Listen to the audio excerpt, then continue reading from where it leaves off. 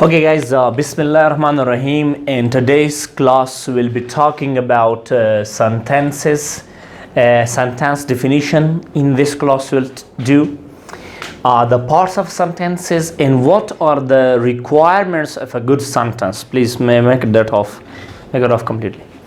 So, what are the requirements of a good sentence? We'll discuss them in this guy. And what is actually a sentence? Okay. So the first and foremost important thing in a sentence is let's first define what is a sentence.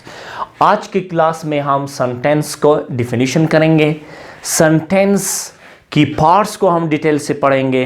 What are the parts of the sentence, right? So let's talk about sentence.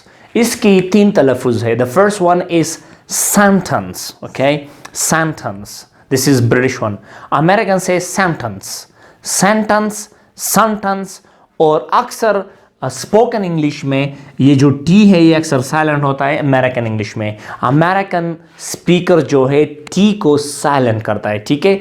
तो लिहाजा ये बनता है सैनेंस, sentence, ठीक है. Not you can say sentence, you can say sentence, you can say sentence, not sentence. Sentence is wrong, ठीक है. आप सेंटेंस इसको नहीं कह सकते, आप कहेंगे सेंटेंस, सेंटेंस एंड सैनेंस. तीन तलफ़ुज़ है. सेंटेंस जो है वो गलत है, ठीक है. So what is actually a sentence? Okay, so a group of words that are arranged grammatically, logically and give complete sense. It means sentence is a group of words which are arranged grammatically. We give them grammatical structure. We put them in correct order according to the grammar rules. Okay, so one is this. Second, it also gives us logic. There should be logic in the sentence. Okay, and second is it also gives us complete sense. ठीक है. तो जुमला अल्फाजों का मजमूआ होता है, ठीक है, जो ग्रामर के कवायद के मुताबिक उसको हमने तरतीब दी हुई उसको हमने तरतीब दी है. और सेकंड, इसमें लॉजिक होना चाहिए. थर्ड, ये जो है कंप्लीट मानी दे, complete sense they, complete thought they. Her sentence के लिए लाजमी है कि वो ग्रामेटिकली ठीक हो, ग्रामेटिकली फंक्शंस के मुताबिक हो, ग्रामेटिकली रूल्स के मुताबिक हो, ठीक है, और वो लॉजिकली भी ठीक हो. लॉजिक, उसमें कुछ लॉजिक हो, उसमें कनेक्शंस हो थॉट्स का, ठीक है, और गिव कंप्लीट सेंस, और वो कंप्लीट सेंस हमें दे. कंप्लीट सेंस का मतलब है वो कंप्लीट थॉट दे. ऐसे फॉर एग्जाम्पल यहाँ पर मैं एक एग्जाम्पल आपको यहाँ पर देता हूँ, ठीक है. Look at the example please. If I से Ali eats mango. Ali eats mangoes. Ali आम खाता है. Ali eats mango. तो एक रूल तो ये है कि ग्रामेटिकली ये जुमला ठीक है. Grammatically it is a right sentence, okay, because grammatical rules have been applied. ये ग्रामर के मुताबिक लिखा गया है ये sentence Ali it's mango. Second, इसमें लॉजिक भी है. There is logic in this. Logic means Ali has the ability to eat actually the mangoes, ठीक है. अगर यहाँ पर मैं लिखता chair eats mango, a chair eats mango, तो इसमें लॉजिक नहीं होता, ठीक है. दूसरा जो है कंप्लीट सेंस देगा. कंप्लीट सेंस का मतलब है कंप्लीट मानी देगा. सेंटेंस के लिए शर्त है कि वो लाजमी एक कंप्लीट थॉट, एक कंप्लीट सेंस देगा, ठीक है. सो वी से अली ईट्स मैंगो. अली खाना, अली आम खाता है. So this Ali eats mango is a complete sentence. It's a complete sentence. Do you understand? Yes. Okay. Now next one. If I say cow eats kebab. If I say cow eats kebab. गाय कबाब खाती हैं. So if you say a cow eats kebab, so here actually grammatically it is right. Semantically it is also right. ये मानी भी देता है. It gives us meaning. But the problem is logic. Have you seen any cow which calls you to bring kebab for me tonight? वो कौन सी गाय है जो बताती है, वो आपको कॉल करते कि आज मेरे लिए कबाब लाओ, घास की जगह कबाब लाओ, ठीक है। So logically it's not a sentence, ठीक है। Now next one, if I say, for example if I से a cow eats grass, गाय घास खाती है। Now logically it is also correct, grammatically it is also correct,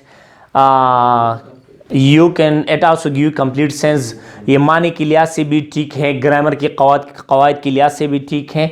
तो याद रखें जो सेंटेंस है उसमें 3 शराइत होंगे, ठीक है। ग्रामेटिकली इंग्लिश की सेंटेंस ठीक होना चाहिए, ग्रामेटिकली, ठीक है, और लॉजिकली, और third complete thought, it must give us complete thought, complete logic. Did you get that? Yes. Any problem?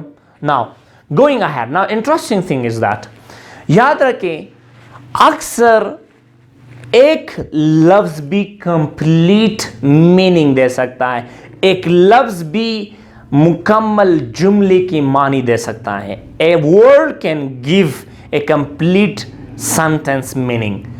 लेकिन that is only in spoken English. Spoken English में अक्सर एक लफ्ज भी जुमले का मानी दे सकता है, ठीक है। तो इस तरह ना कहे कि ये ग्रुप ऑफ वर्ड्स हो, एक लफ्ज भी हो सकता है लेकिन स्पोकन इंग्लिश में, रिटन में नहीं, ठीक है। तो यहाँ पर हम एकेडमिक राइटिंग की बात करते हैं, ठीक है। That sentence is what, otherwise spoken English में लफ्ज जो है, एक लफ्ज भी कंप्लीट जुमला की मानी दे सकती है। मसलन अगर मैं आपको कहता हूँ वेयर इज योर ब्रदर, आप कहते हैं हाउस, तो इसका मतलब वो घर में है। या where is your father home, where is your brother school, how many people are there, 2, तो ये 2 हाउस होम, ये सब मुकम्मल जुमले के मानी देता है, ठीक है, स्पोकन इंग्लिश में, या डायलॉग्स में भी इस तरह आ सकता है, ठीक है। सो कैरेक्टरिस्टिक्स ऑफ अ सेंटेंस, एक सेंटेंस की खसूसियात क्या होना चाहिए? 4 खसूसियात आप याद रखें सेंटेंस की। It must give complete thought, her sentence में लाजमी जो है एक कंप्लीट मानी होनी चाहिए। अगर वो कंप्लीट मानी नहीं देता तो वो सेंटेंस नहीं हो सकता। या तो वो फ्रेज होगा, या तो वो कॉम्प्लीमेंट होगा, या तो वो ऑब्जेक्टिव कॉम्प्लीमेंट होगा, या तो वो सब्जेक्टिव कॉम्प्लीमेंट होगा, या तो वो क्लॉज होगा, खासकर डिपेंडेंट क्लॉज होगा, ठीक है। वो तो मतलब सेंटेंस के लिए शर्त ये है कि वो कंप्लीट थॉट दे रहे, it gives us a complete thought. Thought का मतलब complete meaning. Second, it must and with a specific punctuation, sentence जो है वो लाजमी जो है वो 3 किस्म के पंक्चुएशन पर एंड होगा। या तो वो फुल स्टॉप पर, ये जो फुल स्टॉप है, ठीक है, ये इस पर खत्म होगा, अमेरिकन इंग्लिश में इसको पीरियड कहते हैं, ठीक है। या तो क्वेश्चन मार्क पर खत्म होगा, और या तो एक्सक्लेमेटरी सिंबल पर, यानी साइन ऑफ एक्सक्लेमेशन पर खत्म होगा। ये 3 जो है, ये पहचान होती है सेंटेंस की एंडिंग का, ठीक है। Third, it must have a main clause, her sentence में मेन क्लॉज होना चाहिए। मेन क्लॉज का मतलब एक इंडिपेंडेंट क्लॉज होना चाहिए ताकि वो कंप्लीट मानी दे। कोई भी डिपेंडेंट क्लॉज, वो बाद में फिर क्लॉजेस करेंगे, ठीक, कोई भी डिपेंडेंट क्लॉज, चाहे उसमें आप 1000 डिपेंडेंट क्लॉज डाल दे, लेकिन वो फिर भी सेंटेंस नहीं हो सकता। अगर मैं कहता हूं if he works hard, if she comes on time, if she works hard, if she cooks the meal, if she cooks the biryani, तो if I put all the dependent clauses, it's not a sentence still. Why? Because a sentence must need a main clause. A main clause mean independent clause. हर जुमले में एक independent clause होना चाहिए. If there is no independent clause, you would not consider it a sentence. फिर वो sentence नहीं होगी, ठीक है। सेंटेंस के लिए शर्त क्या होगी कि उसके अंदर एक मेन क्लॉज, एक इंडिपेंडेंट क्लॉज होना चाहिए। Did you get that? Yes. Okay. Fourth, it must have a man verb. Her sentence में मैन वर्ब होना चाहिए। Check that. Is it going well or not? Okay.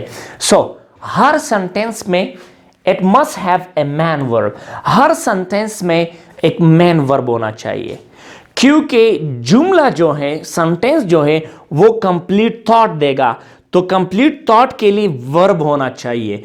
हर जुमले में वर्ब जो है, खासकर मेन वर्ब, वो इंतहाई लाजमी है। जिस तरह इंसान के वजूद के लिए रूह लाजिम है ताकि वो चल सके, खा सके, फिर सके, तो साथ में एक जुमले की वजूद जो है वो किस चीज से कायम होती है? वो मेन वर्ब से। हर जुमले में लाजिम जो है मेन वर्ब होना चाहिए।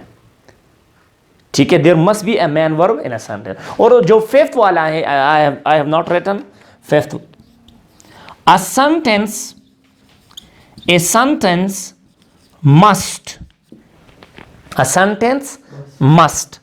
Start with the capital letter। एक सेंटेंस जो है वो लाजमी जो है किस से शुरू होना चाहिए? कैपिटल लेटर से। जब भी आप कोई सेंटेंस को शुरू करते हो तो आपको उसे कैपिटल लेटर से शुरू करना चाहिए। कोई भी लफ्ज, कोई भी वर्ड, कोई भी लेटर जब जुमले के शुरू में आ जाए तो आपको उसे कैपिटल में लिखना चाहिए, otherwise it will be totally wrong. ठीक है, do you have any problem in this? कोई सवाल इसमें? अभी इसके आगे जाते हैं। ठीक है, okay guys, so now look at here please. अभी इस क्लास में हम सेंटेंसेस की पार्ट्स को डिफाइन करते हैं। ठीक है, तमाम ग्रामरियन इस बात पर मुत्तफिक हैं कि सेंटेंस को बेसिकली हम दो हिस्सों में तकसीम करते हैं। ठीक है, एक सेंटेंस का पहला हिस्सा जिसको हम कहते हैं सब्जेक्ट, फिर सेंटेंस का जो दूसरा हिस्सा है उसको हम कहते हैं प्रेडिकेट। यानी इसको हम एक एस और दूसरा पी पर डिवाइड करते हैं। ठीक है, यानी सब्जेक्ट, सेंटेंस को हम सब्जेक्ट में और प्रेडिकेट में डिवाइड करते हैं। ठीक है, सेंटेंस को हम किस चीज में डिवाइड करते हैं? यस, सब्जेक्ट और प्रेडिकेट में। ठीक है, यानी सेंटेंस के दो पार्ट्स हैं, सब्जेक्ट और प्रेडिकेट। ठीक है, so let's define first what is a subject. ठीक है, सब्जेक्ट क्या है इसको डिफाइन करते हैं फर्स्ट। ठीक है, अक्सर हमने क्लास में पढ़ा था कि subject is the doer of action is called subject. यानी वो लफ्ज़ जो काम करता है जुमले में, यानी वो लफ्ज़ जिससे काम करने वाली जाहिर हो जाए, तो उसको हम सब्जेक्ट कहते हैं। ये बिल्कुल गलत है। हर सब्जेक्ट काम नहीं करता जुमले में, हर सब्जेक्ट काम नहीं करता। इंग्लिश में 60% सब्जेक्ट्स वो काम नहीं करते। ठीक है, अक्सर जो है वो काम करते हैं। तो वो definition the doer of an action is called subject, ये गलत है। ठीक है, तो यहां पर सब्जेक्ट का डिफिनीशन हम किस तरह करेंगे? A word that says, does or being discussed in a sentence is called subject. ऐसा लफ्ज जो कुछ कहता है, यानी जिसके बारे में ये जो जुमला है, ये सेंटेंस उसको एड्रेस हुआ हो, उसको हम कहते हैं से। या डज, या जो कुछ काम करता है जुमले में। मसलन मैं कहता हूं आसिम राइट्स अ लेटर, कौन यहां पर काम करता है? आसिम, तो आसिम यहां पर सब्जेक्ट है। या बीइंग डिस्कस, जो सारा जुमला उस लफ्ज के बारे में आ जाए, यानी उसको एड्रेस करें, तो ऐसे लफ्ज को हम सब्जेक्ट कहते हैं। सब्जेक्ट एक लफ्ज भी हो सकता है, ग्रुप ऑफ वर्ड्स भी हो सकता है, जरूरी नहीं कि सिर्फ और सिर्फ एक लफ्ज आ जाए। ठीक है, मैं यहां पर एग्जाम्पल देता हूं। एग्जाम्पल्स को देख ले। If I say for example, Ali writes a letter, Ali writes a letter. कौन सा लफ्ज जो है यहां पर लिखने का काम करता है? कौन सा लफ्ज? अली ना, यानी अली जो है इस जुमले में काम करता है, लिहाजा अली जो है ये क्या है? ये एक सब्जेक्ट है। ठीक है, इसी तरह जरूरी नहीं है कि वो जुमले में काम कर ले सब्जेक्ट। मैं यहां पर एक एग्जांपल देता हूं। इफ आई से Pakistan is our country. If I say Pakistan is our country. Pakistan हमारा मुल्क। यहाँ पर पाकिस्तान क्रिकेट खेलता है, यहाँ पर पाकिस्तान कबाब खाता है, क्या करते हैं? कुछ भी नहीं करता। ये जुमला किसके बारे में है? पाकिस्तान के बारे में। लिहाजा ये जो है पाकिस्तान इज आवर कंट्री, ये पाकिस्तान जो है what is this? It is a subject. ठीक है, are you getting it? Next one, if I say smoking, smoking causes cancer. Smoking cancer की वजह बनती है। क्या चीज कैंसर की वजह बनती है? स्मोकिंग। तो ये जुमला है किसके बारे में आया है? स्मोकिंग के बारे में। लिहाजा स्मोकिंग यहां पर सब्जेक्ट है। सब्जेक्ट लाजिम नहीं है कि वो मटीरियल थिंग हो जाए, मतलब वो चीज जो एग्जिस्ट करती है इस दुनिया में। मसलन मैं कहता हूं इंसान, परिंदा, जानवर, ये जरूरी नहीं कि हो जाए। ये एब्स्ट्रैक्टिंग भी हो सकते हैं। एब्स्ट्रैक्ट, एब्स्ट्रैक्ट का क्या मतलब है? यहां पर मैं एग्जांपल देता हूं। इफ आई से honesty is the best policy, हम कहते हैं honesty is the best policy. तो यहां पर ऑनेस्टी किसी ने देखा है? नहीं, ये एक एब्स्ट्रैक्ट थिंग है। तो लिहाजा एक एब्स्ट्रैक्ट थिंग जो है वो भी सब्जेक्ट बन सकता है। ये भी सब्जेक्ट है। और सब्जेक्ट 2, 3, 4, 10 लफ्ज भी हो सकते हैं, वो बाद में फिर डिस्कस करते हैं। Now do you understand? Yes. Okay, so this was actually subject. अब इस सब्जेक्ट में थोड़ा और काम भी करते हैं, बाद में फिर प्रेडिकेट को आते हैं। ठीक है, this class will discuss whole subject. Please give me the eraser. ओए, there is any question about this? No. Okay, now look at here please. Subject can be 2 words, it can be 3 words, it can be a phrase, it can be a clause. ठीक है, 2 words वाला subject को देख लें।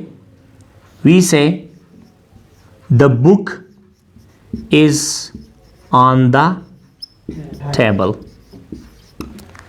The book is on the table. तो यहां पर the book जो है वो एक सब्जेक्ट है। The book is on the table. तो ये कितने वर्ड्स हैं? 2 हैं। ये 3 भी हो सकते हैं। For example,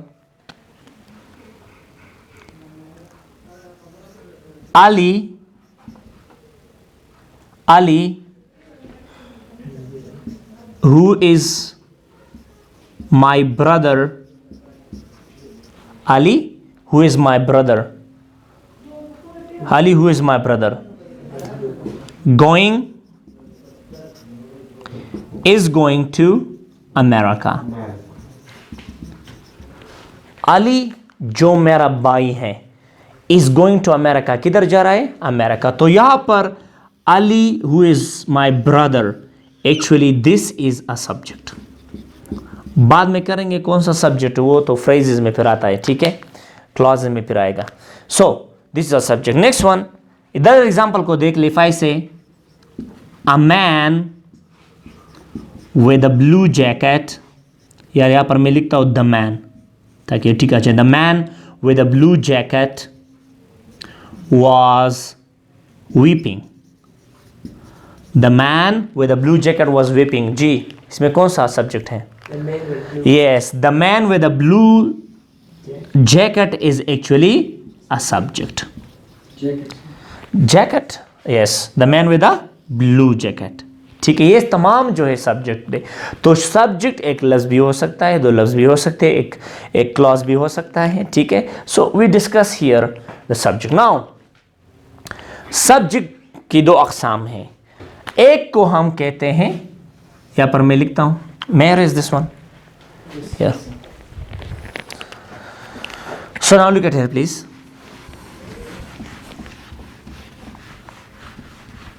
We have already defined subject, so we'll just subject के दो अक़साम हैं। There are two type of subject. एक को हम कहते हैं सिंपल सब्जेक्ट, ठीक है। दूसरे को हम कहते हैं compound subject.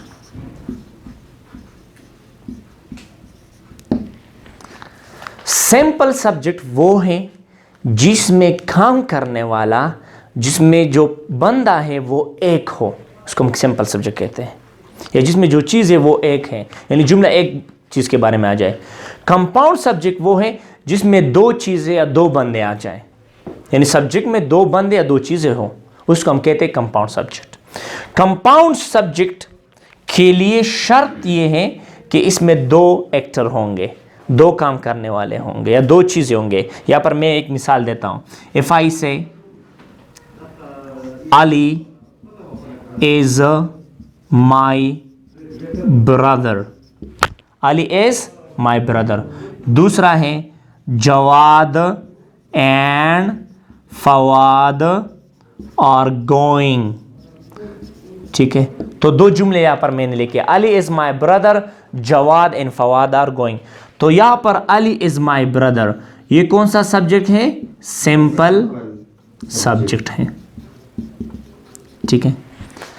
Jawad and Fawad are going, यहां पर दो बंदे हैं, जवाद एंड फवाद, जो दोनों जुमले में काम करते हैं जाने का, ठीक है। तो ये कंपाउंड सब्जेक्ट है, कंपाउंड सब्जेक्ट। कंपाउंड सब्जेक्ट के लिए शर्त है कोऑर्डिनेटिव कंजंक्शन या कोरिलेटिव कंजंक्शंस। ये कोरिलेटिव और कोऑर्डिनेट कंजंक्शन जो हमने पिछले पार्ट ऑफ स्पीच में किए थे उससे डिफाइन करते हैं। ये यहां पर मैं एक जुमला लिखता हूं, फिर आप क्या कहेंगे कंपाउंड है या नहीं है। For example, the man in the room was sleeping, वो बंदा जो कमरे में है वो सो रहा है। The man in the room was sleeping, ये सिंपल सब्जेक्ट या कंपाउंड है। सब्जेक्ट कौन सा है? The man in the room. तो लिहाजा ये सिंपल या कंपाउंड है? No, it is a simple subject. Compound के लिए conjunction and, or, either, or, neither, nor, correlative और कोऑर्डिनेट कंजंक्शन शर्त है। तो लिहाजा यहां पर जो मैन है ये एक बंदा है, और इन द रूम जो है वो एक्सप्लेनेशन है इस बंदे का, वो एक्सप्लेनेशन है इस मैन का कि कौन से मैन के बारे में हम बात कर रहे हैं, ठीक है। तो लिहाजा ये एक सिंपल सब्जेक्ट है। फिर इसमें जो प्योर सब्जेक्ट है, सिंपल के अंदर जो है प्योर सब्जेक्ट होता है। प्योर मतलब वो खास वर्ड जो असल में सब्जेक्ट है, उसको हम कहते हैं प्योर सब्जेक्ट। तो इसमें द मैन जो है ये प्योर सब्जेक्ट है, प्योर सब्जेक्ट। और बाकी को हम क्या कहते हैं? द को, इन द, रूम को, इसको हम कहते हैं एडजंक्ट्स। क्या कहते हैं? एडजंक्ट्स। इसको हम एडजंक्ट्स कहते हैं। ये भी एडजंक्ट है, ये भी एडजंक्ट्स है। या इसको हम मॉडिफायर्स भी कहते हैं। ये भी एक मॉडिफायर है, ये भी एक मॉडिफायर है। Now any question about this? Okay, so now coming to the subject में एक और फार्मूला करते हैं, ठीक है। Let me have this for you.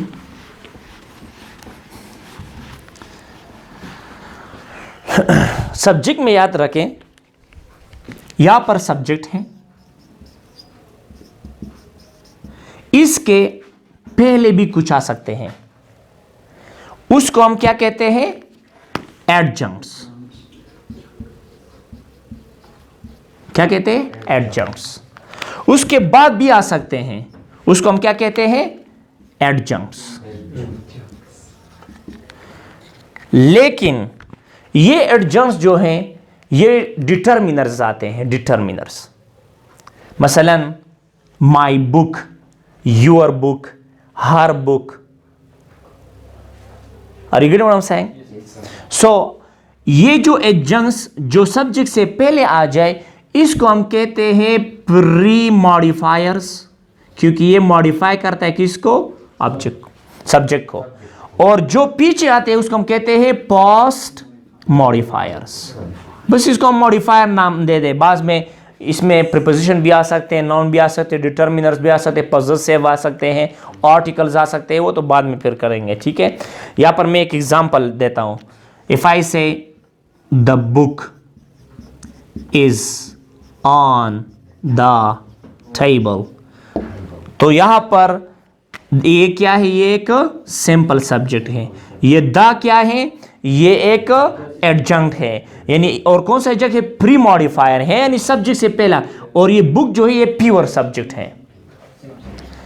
और अगर इसके बाद में आ जाए, मसलन यहां पर मैं एक दूसरा एग्जांपल देता हूं, my brother standing at the door was crying. My brother standing at the door was crying. तो यहां पर my brother standing at the door, ये सब क्या है, ये सब्जेक्ट है, ठीक है। इसमें जो प्योर सब्जेक्ट है वो क्या है, वो my brother है, ठीक है। और इससे पहले जो ये भी एडजंक्ट है, ये भी एडजंक्ट है, लेकिन इसको हम कहते हैं प्री मॉडिफायर, इसको हम कहते हैं post modifiers. Simple. Now do you have any problem? ठीक, ये था सब्जेक्ट्स के बारे में मालूमात। कुछ भी अगर क्वेश्चंस है तो अभी आप कर सकते हैं सब्जेक्ट के बारे में, बाद में फिर हम प्रेडिकेट को चाहते हैं, ठीक है। डू यू अंडरस्टैंड ना? Sir, how we find out the subject from a sentence?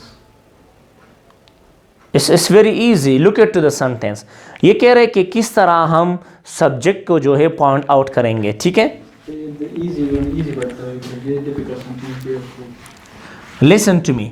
Difficult sentence में मसला ये होगा अगर सेंटेंसेस जो है वो लॉन्ग हो, ठीक है, सेंटेंसेस जो है वो लॉन्ग हो, तो इसके लिए आपको एक काम करना चाहिए। अगर आपको सेंटेंसेस की टाइप्स आना चाहिए, सिंपल सेंटेंस कौन सी है, कंपाउंड सेंटेंस कौन सी है, कॉम्प्लेक्स कौन सी है, कॉम्प्लेक्स कंपाउंड सेंटेंस को, फिर आप उसमें से सब्जेक्ट को इजीली आप फाइंड कर सकते हैं। एक तो एक है। दूसरा, आप जो है फॉर एग्जाम्पल हर सेंटेंस की लॉजिक होती है, फिर ये जो लॉजिक यानी ये जो मानी है, ये खामखा यानी ये जो है लाजमी उसमें एक सा वर्ड होगा, ऐसा वर्ड होगा या ऐसा फ्रेज होगा, ऐसे क्लॉज होगा जो ये जुमला है उसके बारे में आया हो, तो फिर उस क्लॉज में आप यानी उस फ्रेज में आप प्योर सब्जेक्ट को ढूंढ ले। It's very easy, will discuss them, will give you some examples, ठीक है। लॉन्ग सेंटेंस के एग्जांपल फिर बाद में करेंगे, ठीक है।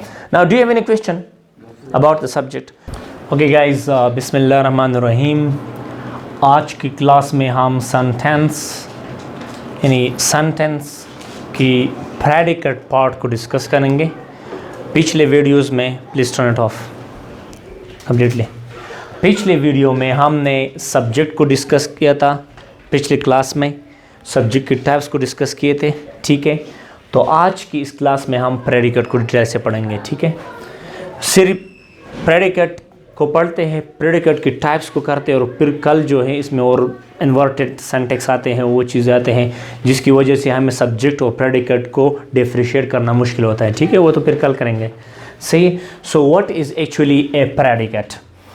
लफ्ज़ प्रेडिकेट जो है इंग्लिश में इसको प्रेडिकेट नहीं कहते, ये नाउन है, यहाँ पर इसको हम प्रेडिकेट बोलेंगे।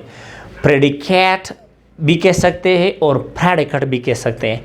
अभी यहाँ पर ये प्रेडिकेट है, प्रेडिकेट नहीं है, ठीक है। प्रेडिकेट हम तब बोलेंगे जब हम इसको एज अ वर्ब इस्तेमाल करते हैं, प्रेडिकेट। ये यहाँ पर है प्रेडिकेट। तो सेंटेंस के दो पार्ट्स होते हैं, एक है सब्जेक्ट, दूसरा है प्रेडिकेट। तो आज की इस क्लास में हम प्रेडिकेट को पढ़ेंगे। पिछले क्लास में हमने सब्जेक्ट को पढ़ा था कि सब्जेक्ट एक ऐसा लफ्ज़ है जो किसी जुमले में काम करता है या कुछ कहता है या उसके बारे में जुमला आया हो, यानी ये सारा जुमला उसको एड्रेस कर ले, ठीक है, तो उसको हम सब्जेक्ट कहते हैं। सब्जेक्ट एक लफ्ज़ भी हो सकता है, हज़ार अल्फाज भी हो सकता है, दो अल्फाज भी हो सकते हैं, ठीक है। वो तो हमने किए थे। फिर सब्जेक्ट में दो टाइप्स हमने किए थे, सिंपल, कंपाउंड, ठीक है। आज हम प्रेडिकेट करेंगे। What is predicate? आसान डिफिनीशन जब हम करते हैं प्रेडिकेट का, वो इस तरह करते हैं, the rest of a sentence without subject is called predicate. जितना भी जुमला है सिवाय यानी अलावा किसके, सब्जेक्ट के, उसको हम प्रेडिकेट कहते हैं। यानी सब्जेक्ट के अलावा जितना भी जुमला है उसको हम क्या कहते हैं? प्रेडिकेट। प्रेडिकेट काम करता क्या है, क्यों इस्तेमाल करते हो तो बाद में करेंगे, लेकिन प्रेडिकेट क्या है? वो जुमले का वो हिस्सा जो सब्जेक्ट के अलावा हो, जितना भी हो, चाहे वो उसमें एक लफ्ज हो, चाहे उसमें 10 अल्फाज हो, उसको हम क्या कहते हैं? प्रेडिकेट कहते हैं। ठीक है, तो यहां पर देख लें, Ali is going to school. Ali इसमें क्या है? सब्जेक्ट है, क्योंकि हमने किया था कि जो कुछ करता है या काम करता है या जिसके बारे में जुमला है उसको हम सब्जेक्ट कहते हैं। ठीक है, ये तो हो गया सब्जेक्ट। अभी इज गोइंग टू स्कूल रह गया है, लिहाजा इसको हम क्या कहते हैं? प्रेडिकेट। ये हो गया एस, ये हो गया पी। पी का क्या मतलब है? प्रेडिकेट। ठीक है, दे आर स्पीकिंग, वो बातें कर रहे हैं, तो इसमें जो दे हैं ये सब्जेक्ट हैं, इट इज ए सब्जेक्ट। ठीक है, क्योंकि यहां पर ये काम करते हैं। ठीक है, दे जो है काम करता है, तो लिहाजा इस इज कॉल्ड एस, और आर स्पीकिंग क्या बन गया? ये प्रेडिकेट बन गया, इसको हम कहते हैं पी प्रेडिकेट। ठीक है, the man with the blue jacket is my brother. ठीक है, the man with the blue jacket, तो यहां से यहां तक the man with the blue jacket is my brother. तो the man with the blue jacket ये सब्जेक्ट है। सब्जेक्ट अगर आप सीखना चाहे तो पिछले क्लास पर आपको रिवीजन करना होगा। ठीक है, पिछले क्लास जो हमने सब्जेक्ट के बारे में लिया था। ठीक है, यहां पर हम सिर्फ प्रेडिकेट की क्लास लेते हैं। ठीक है, the man with the blue jacket, कि ब्लू जैकेट क्यों आया है, ये प्रेडिकेट क्यों नहीं हो, तो हमने पिछले कहा था पोस्ट मॉडिफायर और प्री मॉडिफायर्स, वो सब बातें हमने किए थे पिछले क्लास में। ठीक है, the man with the blue jacket is my brother, तो यहां पर ये the man with the blue jacket ये बन गया सब्जेक्ट, ये बन गया इज माई ब्रदर, क्या बन गया? Brother predicate. ये हो गया पी और ये हो गया एस, इसका क्या मतलब है? सब्जेक्ट। प्रेडिकेट एक लफ्ज भी हो सकता है, एक लफ्ज भी हो सकता है प्रेडिकेट।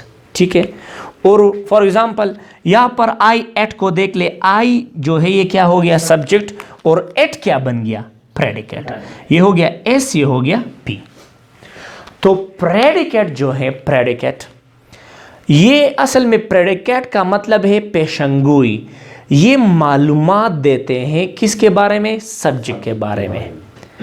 सब्जेक्ट करता क्या है, सब्जेक्ट की कौन सी हालात हैं, ये कौन बताता है? प्रेडिकेट। इसलिए इसको प्रेडिकेट कहते हैं। प्रेडिकेट का मतलब है to give information about something, इसलिए इसको हम कहते हैं प्रेडिकेट। तो प्रेडिकेट मालूमात देते हैं, इंफॉर्मेशन देते हैं सब्जेक्ट के काम के बारे में या सब्जेक्ट की हालत के बारे में। ठीक है, अभी काम के बारे में किस तरह देता है, हालत के बारे में किस तरह, वो तो बाद में करेंगे। Do you understand what I am saying? ठीक है, और कभी कभी इस तरह भी आता है subject predicate.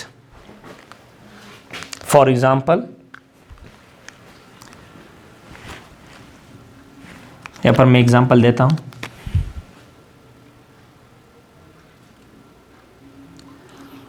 On the stormy weather, on the stormy weather sad the man, on the stormy weather sad the man, sad the man, heart, okay, on the stormy weather sad the man, with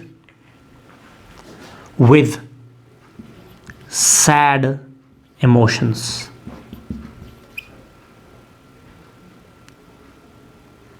on the stormy weather sad the man with sad emotion, life is a bed of thorns। यहां पर देख ले, on the stormy weather sad the man with sad emotion, life is a bed of thorns। तो इसमें क्या करोगे? तूफानी मौसम में तूफानी मौसम में आदमी ने कहा बहुत खफगान के साथ, बहुत जज्बात के साथ, life is a bed of thorns. यहां पर मसला बन गया कि भाई सब्जेक्ट कहां से निकालेंगे, प्रेडिकेट कौन सा है। इसको हम कहते हैं इन्वर्टेड सिंटैक्स, वो तो कल करेंगे। यहां पर मैं आपको एक सिंपल एग्जांपल, यहां पर दो सब्जेक्ट्स हैं। एक है sad the man, this one, ये ठीक है। यहां पर दूसरा जो है ये लाइफ है, ठीक है। दो सब्जेक्ट्स और बाकी जो रह गए on the stormy weather, sad with emotions, with the sad emotions, ये सब जो है यहां से यहां तक, लेट मी, यहां से यहां तक क्या है, ये सब प्रेडिकेट है, ठीक है। बाद में करेंगे, इसमें फ्रेजेस है, ये है वो है, तो बाद में करेंगे, ठीक है। तो इसको हम कहते हैं इन्वर्टेड सिंटैक्स, वो बाद में करेंगे, ठीक है। ये पोएट्स जो है अक्सर इस्तेमाल करते हैं, बड़े बड़े राइटर्स जो इसी मेथड को इस्तेमाल करते हैं, will discuss them later on, ठीक है। तो प्रेडिकेट जो है वो इंफॉर्मेशन देता है किसके बारे में, सब्जेक्ट के बारे में या उसकी एक्शन के बारे में या स्टेट के बारे में, ठीक है। Now do you have any question about this? ये तो थे एग्जांपल्स। अभी थोड़ा डिटेल से प्रेडिकेट पढ़ते हैं, फिर टाइप्स करते हैं, ठीक है। Let me erase this.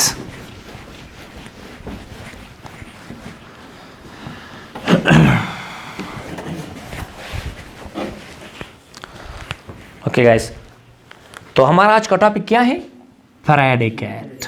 Predicate किसके बारे में मालूमात देता है, सब्जेक्ट के बारे में। प्रेडिकेट दो चीजों के बारे में मालूमात देता है, सब्जेक्ट के बारे में, दो चीजों के बारे में। यहां पर मैं लिखता हूं very much important, one is this and one is this, okay. कौन कौन सी चीजों के बारे में, या तो ये एक्शन के बारे में मालूमात दे कि कौन सा एक्शन सब्जेक्ट करता है जुमले में, या उसने किया है या वो करेगा, ठीक है। दूसरा स्टेट के बारे में, उसकी हालात कैसे, यानी क्या हैपन हुआ है, किसको, सब्जेक्ट को क्या हुआ है, क्या क्या हालात है, कैसे हालात में है वो, उसको हम कहते हैं स्टेट, ठीक है। तो प्रेडिकेट या तो एक्शन को जाहिर करेगा या तो स्टेट को जाहिर करेगा। मैं यहां पर एक एग्जांपल देता हूं, अभी आप समझोगे। For example, Ali played football, Ali ने फुटबॉल खेला। यहां पर मैं लिखता हूं आसिम इज हैप्पी। तो यहां पर पहले सब्जेक्ट को अलग करेंगे, ये हो गया सब्जेक्ट, ये हो गया सब्जेक्ट, ठीक है। ये हो गया प्रेडिकेट, ये हो गया प्रेडिकेट, ये हो गया एस सब्जेक्ट, ये हो गया प्रेडिकेट, ये हो गया एस सब्जेक्ट, ये हो गया पी प्रेडिकेट, ठीक है।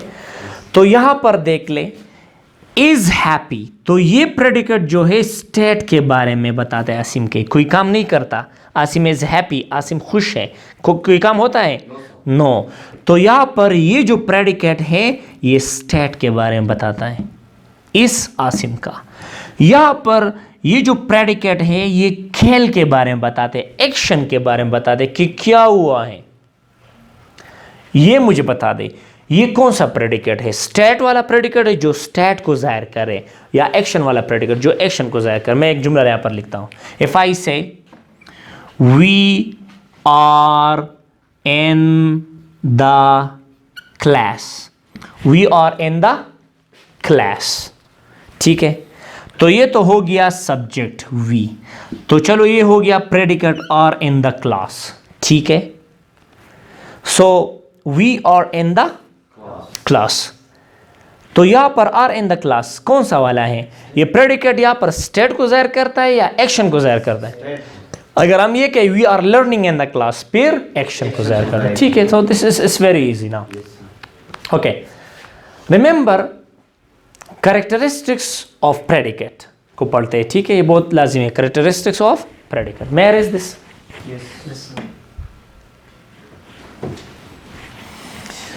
यहां पर बस मैं कैरेक्टरिस्टिक्स को लिखता हूं, characteristics of predicate, characteristics of a predicate.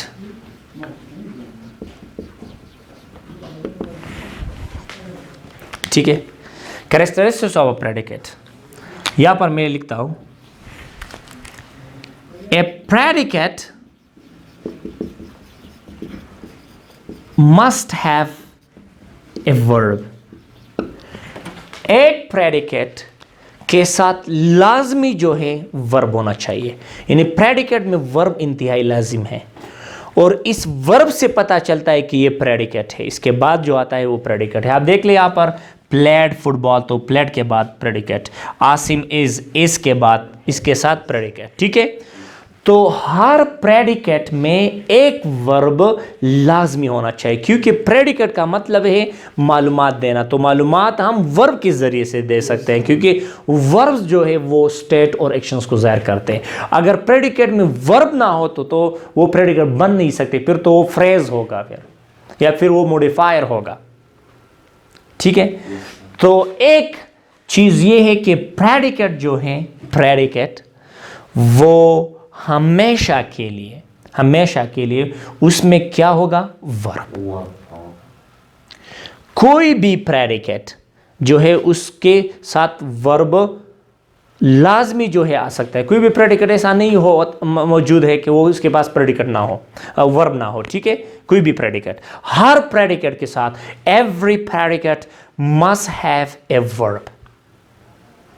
ठीक है, now this is one. Second,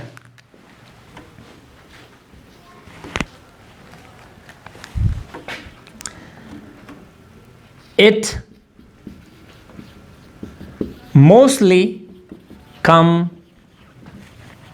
after the subject। ये ज़्यादातर सब्जेक्ट के बाद आता है। ठीक है, मसलन यहाँ पर अली सब्जेक्ट है, इसके बाद क्या आ गया है, प्रेडिकेट। यहाँ पर आसिम सब्जेक्ट है, इसके बाद क्या आ गया है, predicate. It mostly come after the subject. but in syntax, inverted syntax, we have different structure of predicate,